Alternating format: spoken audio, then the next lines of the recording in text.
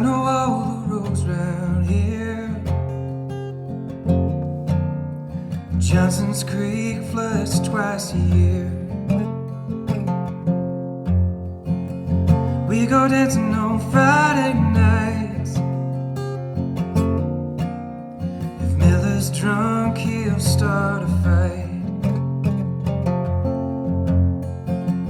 40 hours and 40 more. Sunday morning, save my soul. Foaming on a factory line. It keeps me fed most of the time. And it might be a full disaster to leave familiar for change. And it might seem I have all I could ask for in life, but nothing risked and nothing gained. Half an acre piece of land, I share a fence with my old man. Beers and guitars on the porch, fireflies and thunderstorms. And it might be a full disaster to leave familiar for change. And it might seem I have all I could ask for in life, but nothing risked and nothing gained. Now what's beyond the mountains? What's beyond those trees? Things I've never known, things I've never seen. Would I be foolish to throw this all away? Or is the fear of the unknown a real reason to stay?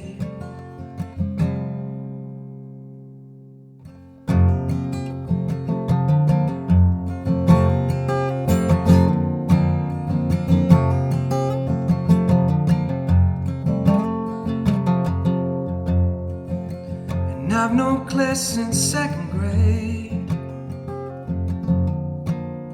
And if I asked, she'd take my name. Raise a daughter and raise a son, just like my daddy and his daddy done. And it might be a full disaster to leave the comfort for change. And it might seem I have all I could ask for in life, but nothing risked and nothing gained. And it might be a full disaster to say goodbye to all I've ever known. And it might seem I have all I could ask for in life, but I don't know what I don't know. And I don't know what I don't know. No, I don't know what I don't know. This is Ken Vellante with the Something Rather Than Nothing podcast, and we got a music episode, some of our favorite episodes we do here from Eugene, Oregon, otherwise known as Tracktown, USA, also known as other nicknames. Warbling Creek Studios is our location today, a beautiful spot where the Something Rather Than Nothing podcast is put together, created by the hands of Peter Bauer, and I'm your creator and host, Ken Vellante. We have Michael Conley in from Nashville. recent release, Nothing Risked. We got a good setup here, something rather than nothing, and Nothing Risked with Michael Conley. Michael, I wanted to just start the conversation right off and talk about you as an artist, your identity as an artist, musician. When did you see yourself as an artist, as a creator? Thank you so much for having me. I've always been the creative type. Growing up, I drew a lot. I wanted to be a comic book artist when I was a kid. I played violin up until high school. Got into theater and choir, and then picked up guitar right out of high school. And I've always had that creative itch. I could never pinpoint of when I've considered myself an artist. I'm always self-reflecting on the art that I am producing, whether or not it's good or whether or not it's bad. But the fact that I continue to strive and create and self-reflect is kind of how I approach that part of myself as a creator, as an artist. Yeah, I in hearing about different ways of looking at art, I was thinking in audio and visual, and of course, lucky enough to hear the song that you played here, just a beautiful, just experience of listening to that sound and songwriting, but also for you in with like a visual and some of the things that you've encountered and looked at as far as visual arts. One of the things I found very interesting in doing the podcast is the primacy of the audio, like in the podcast format, and talking to folks who are really proficient and skilled in that, but also hearing about like the visual aspects of how those things are keyed in as well. Do you feel in your creating, particularly with your focus as a musician, you able to integrate both of those things that are important for you, or do you feel sometimes you have to focus a little more on the sound primarily as a musician? I have a very the way that I write and the way that I play music, it's very interesting, my approach, because it's all encompassing in just my voice and my guitar. I don't have a really good sense as to production around it. I lean heavily on friends, and this is true of the past, in past bands that I've been in, is where I can write a song, but I don't really have an understanding as to how to build that song out into like the actual art of it. Sure. The production Pieces, of it. yeah. I do not have an understanding of that. And when it comes to actual the music part of it, is half of the stuff I'm playing, I don't know what the chords are. It makes sense to me melodically, just the feel of it. The way that I approach that, the songwriting and kind of in all of my art, and now thinking about it, it's very humanistic. I would always draw people, and when I'm writing songs, I'm always writing about people. I like the empathetic side of art, of like capturing the humanness of everyone, in whether or not you are the villain in the story or if you are the hero in the story. You have to have an empathy of approaching their story to them in a meaningful way. Yeah, I within the podcast, we have had a natural gravitation towards stories in like singer-songwriter, like storytelling primarily as and there's something so deeply powerful. And one of the things I wanted to mention is I saw the description. One, I think that's difficult for musicians to describe. What is it you do? What kind of music? And I enjoyed that you'd written write murder ballads, jukebox romances, and love songs in between. And I felt I somehow captured the vibe of of what you're doing. Big question to ask, and there's been a lot of talk. It's one of the big questions of the show, and it's related to your identity as an artist, about what is art and what you think art is. Because one of the ways I pose it is that people who create dedicate themselves so much to creating, art, like countless thousands of hours.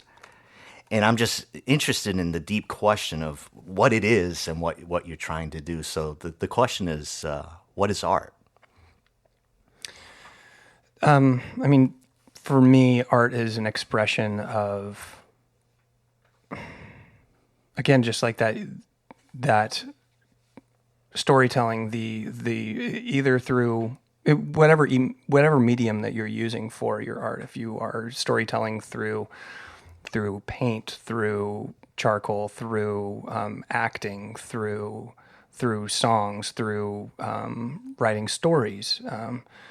I try to combine the storytelling and the music part of it, encapsulate that in my songs. I think that when it comes to art and how I think of it, is just being true to myself, being very wanting to convey stories that don't necessarily get told all the time, humanizing these situations. It's a yeah. Yeah. Yeah, I really appreciate that. Talk about Nashville, and I'm gonna when I'm kind of naive about things, I'm gonna admit it like out loud, right? So I grew up in Rhode Island, so I'm a Northerner Yankee, and I don't know. I know there's shows about Nashville, and I know country music, and there's production, and there's a lot of people go through Nashville, so I know that narrative, but I don't know Nashville at all. And one of the things I was interested in is I know you've had some experiences kind of coming in contact with other artists and collaboration and learning. And I think with the podcast, that like coming in contact with artists is like the heart and soul is like, what are you up to? What are you doing? And why are you trying to do it? So is there a way you can convey like what those experiences have been as far as helping you develop as a songwriter in Nashville that you could convey? Yeah, definitely.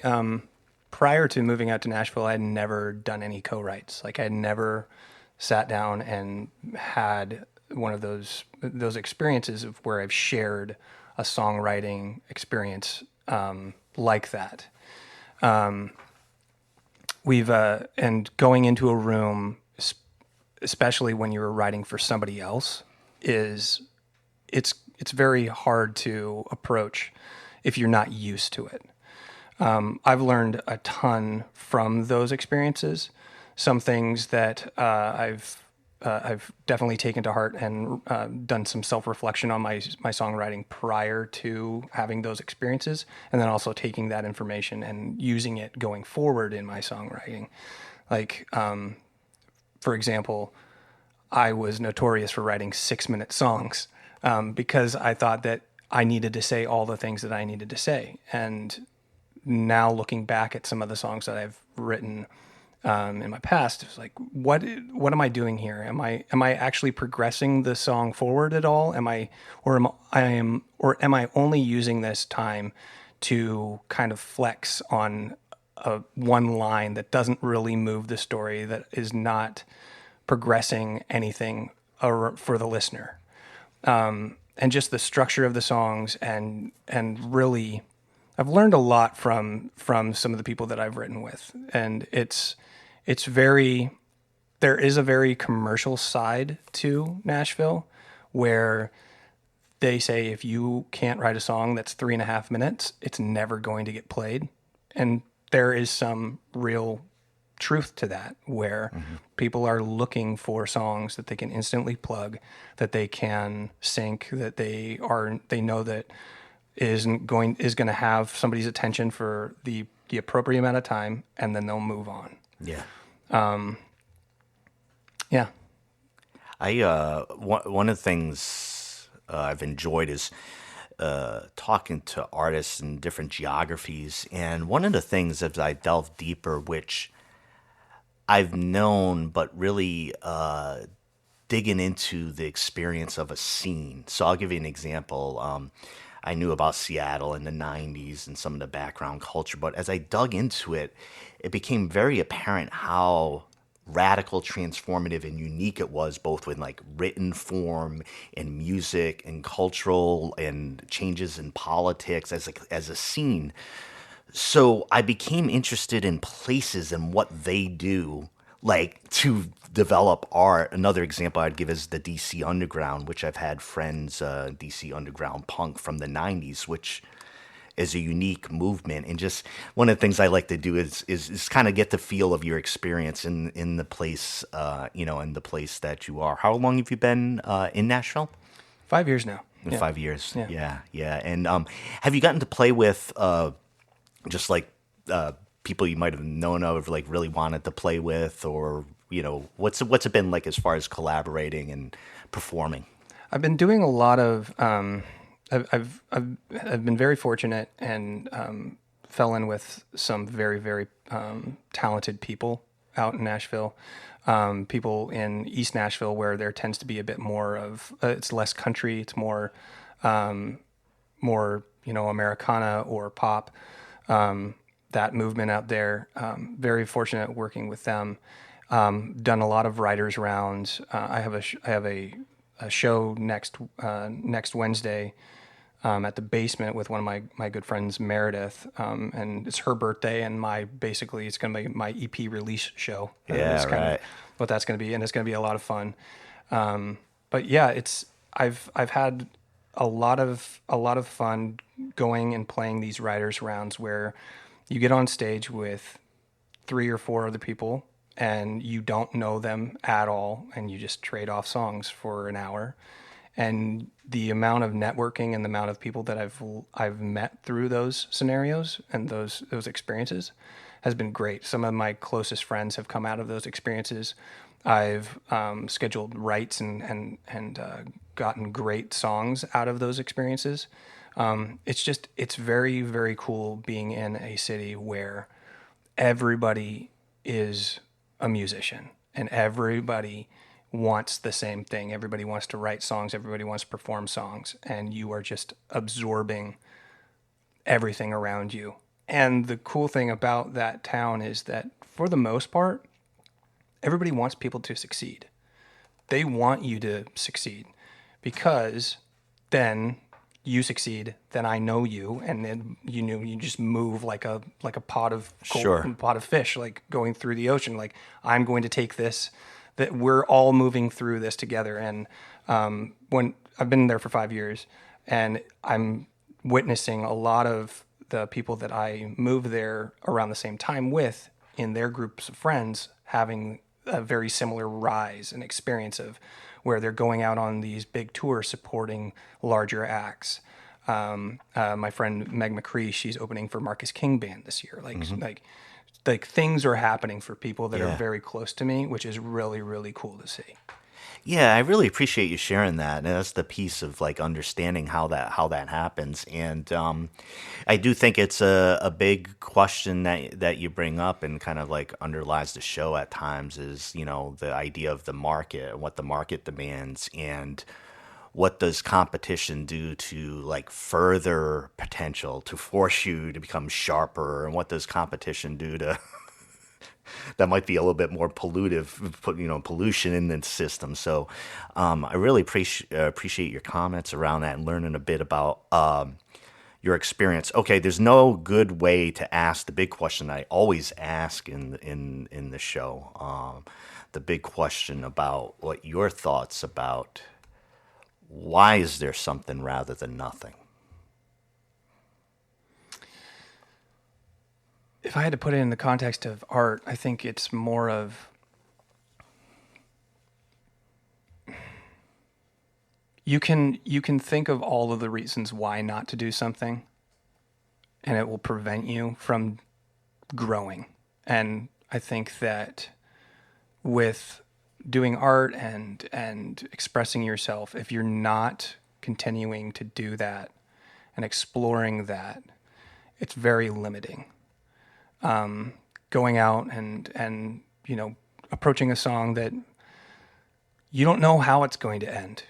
You don't know if it's going to be the worst song you ever written or it's going to be brilliant. But if you don't even attempt to approach it because it's too big of a concept, you'll never write it. I think so.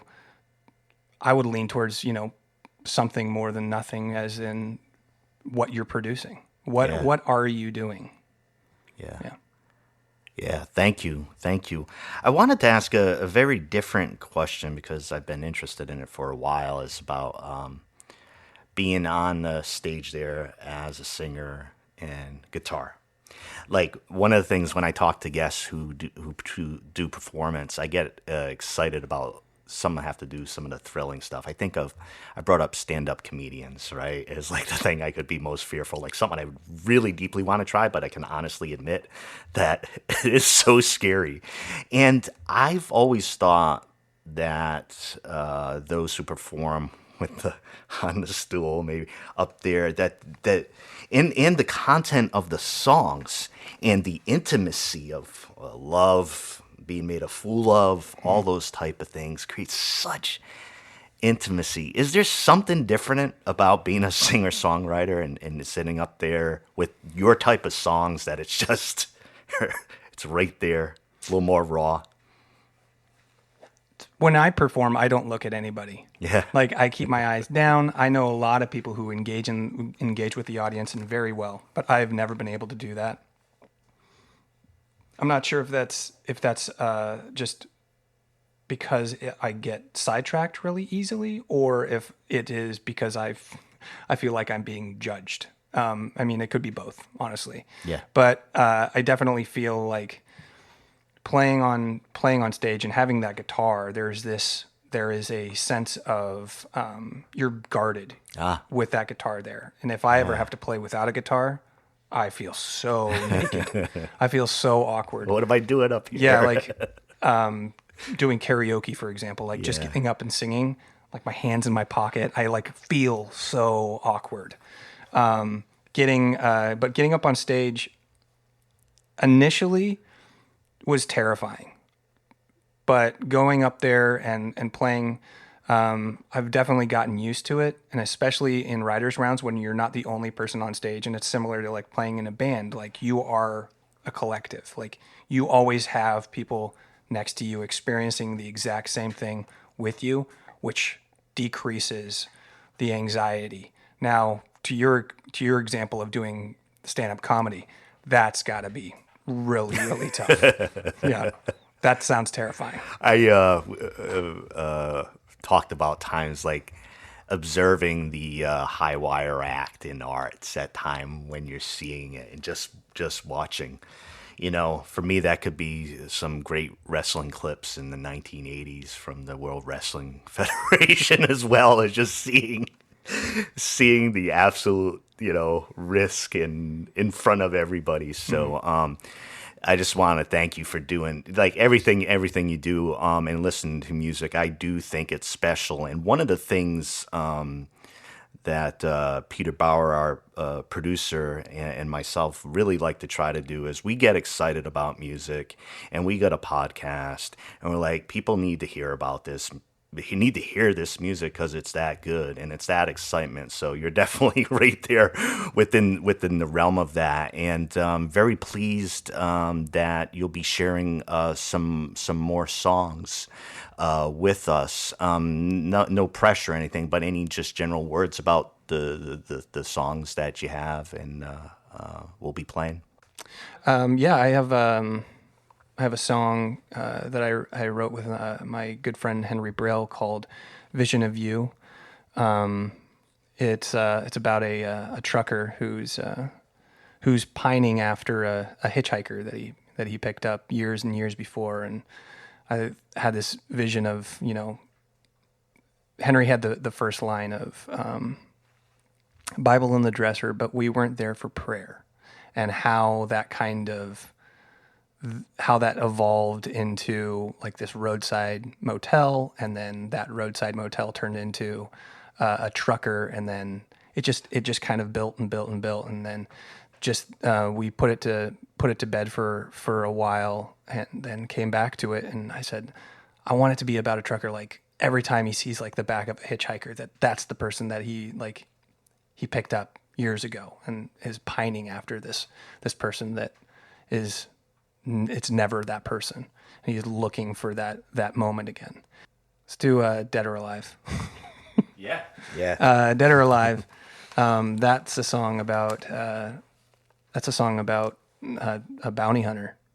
I tried making the bounty hunter death at one point, but I backed myself into a corner. And when I told my mom about that story, she goes, "That's an interesting take on that. But how would he hear the person?" And I said, "Death, Mom, not deaf. Death."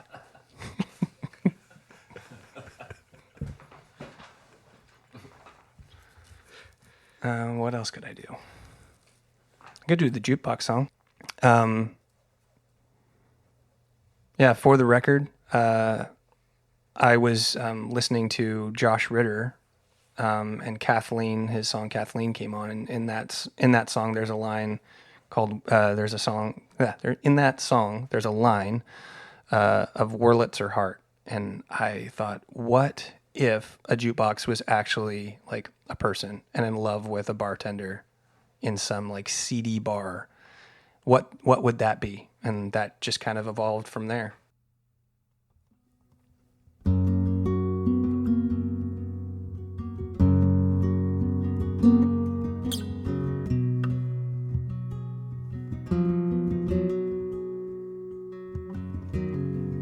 Bible in the dresser, but we weren't there for prayer room 23.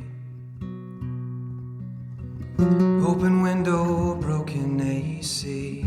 That Tennessee weather settled on our skin while the ice machine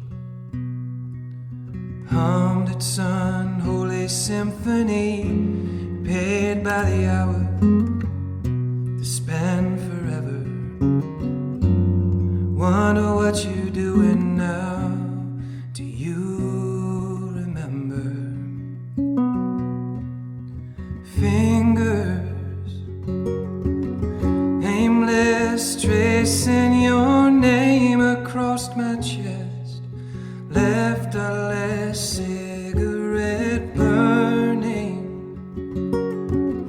learning language we spoke in silence, breathlessly violent then. Still, I think of it now. Still, I'm wondering how to get back to that vision of you. Did you make California? You were far as I could go when we parted ways. Left the motel sordid and shamed. Was that all I was for you? A welcome distraction in a Super 8. A few miles down the road and some pocket change, dimes for the diner. I called to Denver. Wonder what you look like now. Do you remember?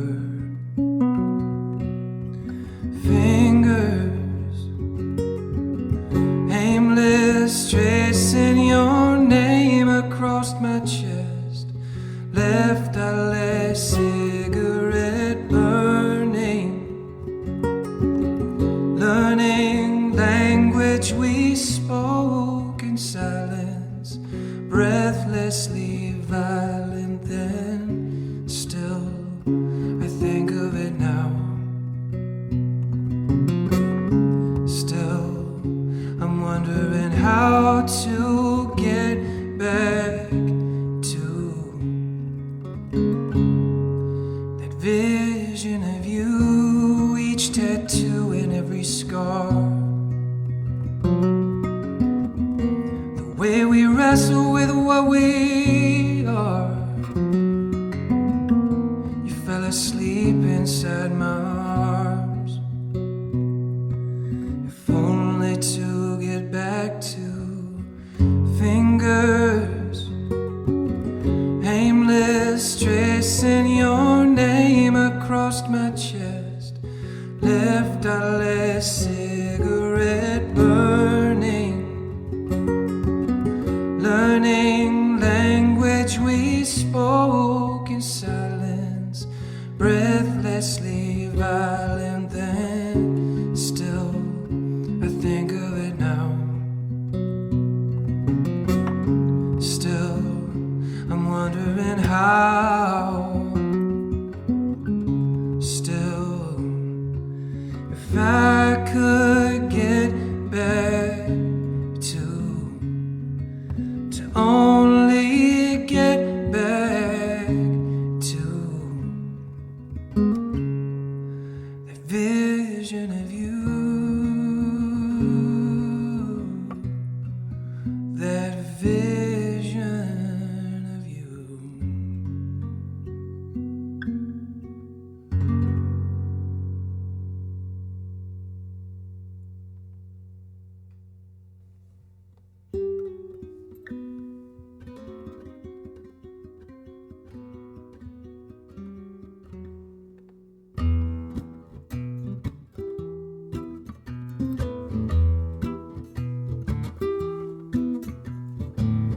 Cross the river at daybreak, douse the fire but the coals are still warm. You could have gotten far, caught your shirt on no dead tree, muddy boot print just up a creek, and that's all. I have to go on.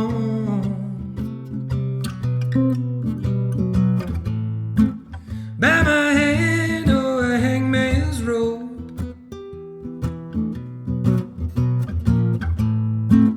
you're gonna pay for what you stole.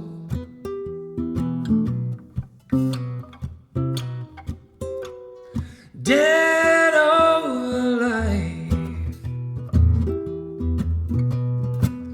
you cut a man down in Wichita over a game of 5-card draw and a slide. To your pride, grow your hair, change your name. I still see your face through it all, and it won't take long.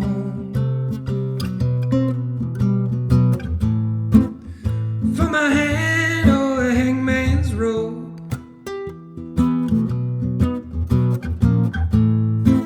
to make you pay for what you stole.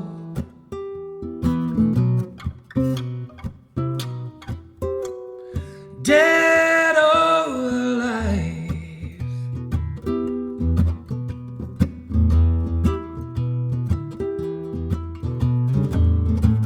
better sleep with a 44, better keep one eye on the door. It's not a question of if, but when I'm gonna drag you in. Someone will talk, someone will sing, someone who don't owe you a thing, and all it takes is for some bones to break.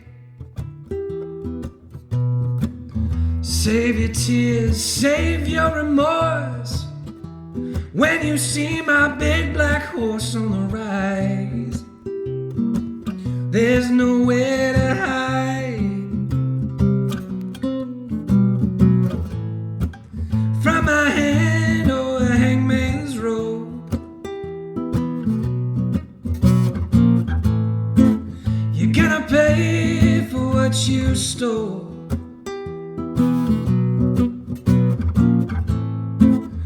By my hand or a hangman's rope, you're gonna pay with your soul.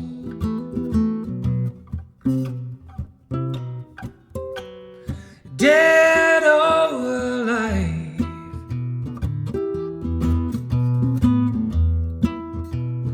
dead or alive,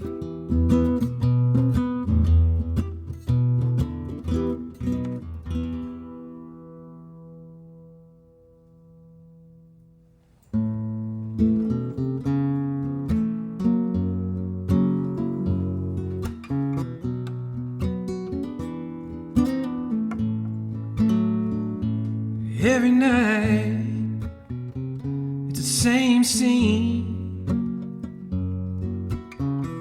You wipe the lipstick from the glass, stack the stools and count the change, and I count the seconds till we're alone at last. When you finally lock the door, honey, and throw your apron behind the bar, I watch you slowly sweep the floor, sugar. You put a little skill in this world that's so hard. How you tease me, how you leave me waiting and wanting for the moment to come. I'm yours for the record, baby. Honey, I'm yours for a song. We've been doing this dance for what feels like years, honey. You still light me up without change. Now I feel every groove in 822. Send my head spinning when your hips begin to sway. How you tease me, how you leave me burning and yearning to be in your arms. I'm yours for the record, baby. Honey, I'm yours for a song.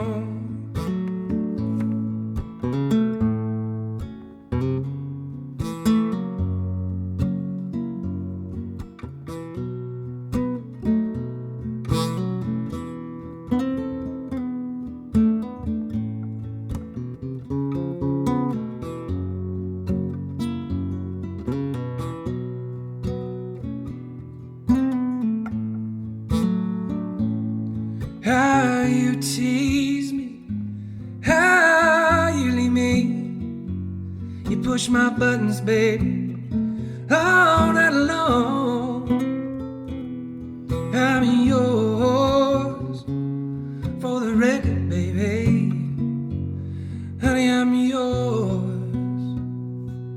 Baby, I'm yours for a song.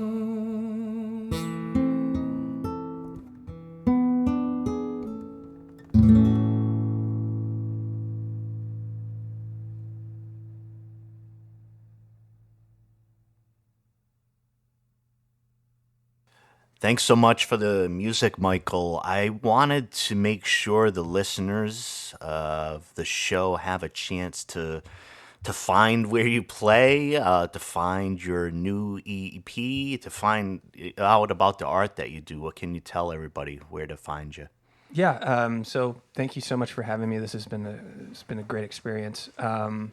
If anybody is interested in, following up and listening to the music, I have an EP that just came out on Friday that is going to be available, is available on all streaming platforms, wherever you want to find it, under Michael Conley. If you want to follow me on social, I Sleep in My Jeans on Instagram. That's where I'm most active. And then if you are ever in the Nashville area, I play out once or twice a month. So please follow and like and subscribe and all that stuff. Yeah, thank you so much, Michael. I know we got a track we're putting here at the end from your EP called Shadow of the Cross. I've had the opportunity to listen. It's a really beautiful, moving track. Anything else you want to mention to folks as that song takes us out? Yeah, this song is one of the favorite songs I've ever been a part of. My friend Hadley Canary, who's an amazing singer-songwriter in Nashville, I brought this to her in a co-write. I was listening to, I think it was right around the George Floyd time, and there was an interview on NPR about tattoo parlors giving out free tattoos to cover up hate speech tattoos. And I thought that was a very interesting, like the person who would be going to this, who had that kind of hate speech on their skin, realizing what they had on them and approaching it in getting it washed away from themselves. Yeah. And that kind of tied in a lot with the conversations that I was having with friends who were really struggling with continuing to go to church as well in that time, specifically around how ugly the country had gotten during that time. So I brought that idea to my friend Hadley, and we wrote this song in an afternoon, and it's one of my favorites. Yeah, thank you. And those powerful themes of cleansing, redemption, and thank you for the track, and everybody enjoy Shadow of the Cross.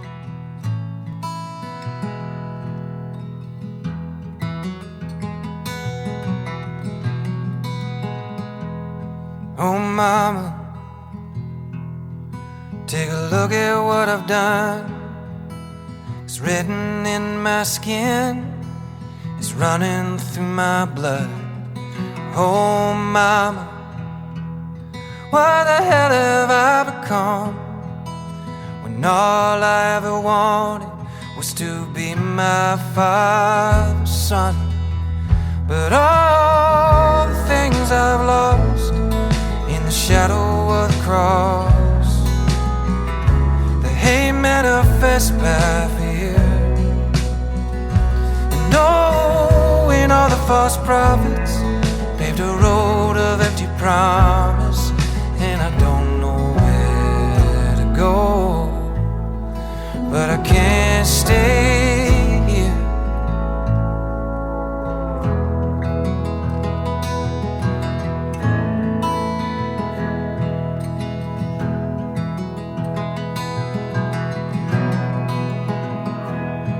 Oh mama, I know you never meant me harm. You couldn't see the darkness for the shelter of his arms. Oh mama, I'm not here to point the blame. It wouldn't make a difference. No, it doesn't fade the shame from all the things I've lost in the shadow of the cross. The hate manifest by fear, and knowing all the false prophets paved a road of empty promise, and I don't know where to go, but I can't stay here.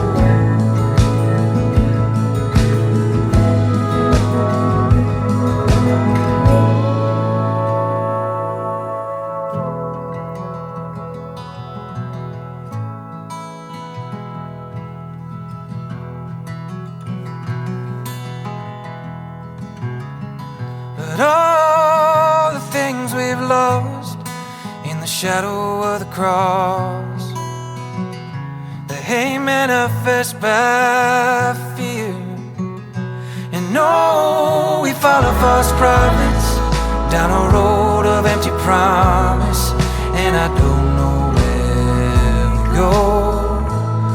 No, I don't know where we go. No, I don't know where we go from here.